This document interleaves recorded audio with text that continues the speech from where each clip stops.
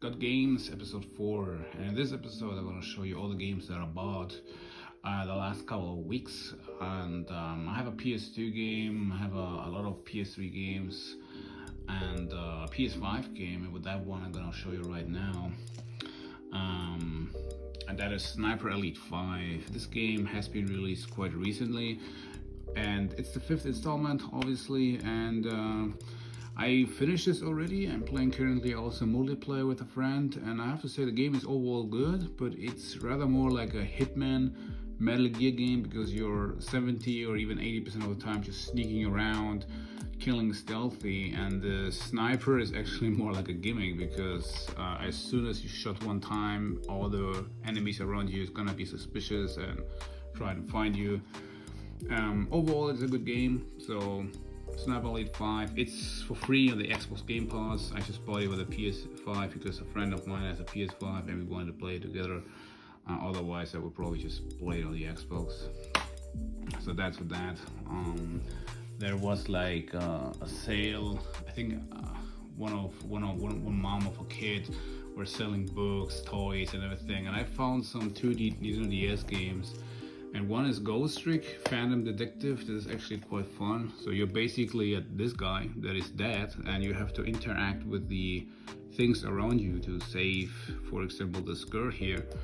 And so you wake up basically without memories, and you have to find out what happened, and who killed you. And I think I'm in the middle of this game so far, and I have to say it's very good. And this is the very first Professor Layton game, Call of Phantom. I never played any Professor Layton game. I'm gonna try it out, and if I like it, I'm gonna pick up the other ones. So those are European copies, and Nintendo DS had no region lock. You can play everything. If you have a Nintendo 3DS, though, that is a different story. You cannot play those. Okay, so we're going on to the PS3 games, and we're gonna start with Captain America. I personally think this is kind of like an underrated game. It's actually quite fun, and yeah, you even have Chris Evans as Captain America, and it's basically a third-person fighting game. It's fun, really. I enjoy it so far, and I can recommend it from Sega. Captain America Super Soldier. Another game that I picked up. I have not played it yet. Basically, the rest of the games that I picked up have not played yet. And that is Commando. This is like a remake from the platformer games in the OG consoles. I have not played it, but I'm looking forward to. Yep, Bionic Commando.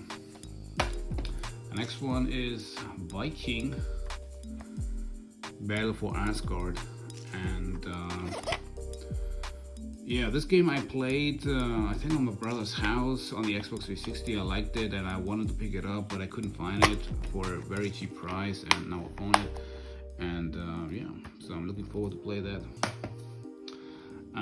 The next games, I found them on a sale actually. They're usually selling books and DVDs, but sometimes they have video games. So here it goes. They were like super cheap, like $1, $2. And the first one is Backbreaker. I have not played the last 2 years Madden games because I don't like them anymore, and so I picked this game up. It's actually quite good. It has its own super sensitive physics from the whatever that means, physics by Nvidia. So it looks very good, and so I picked it up. I can recommend this game. It's actually quite fun.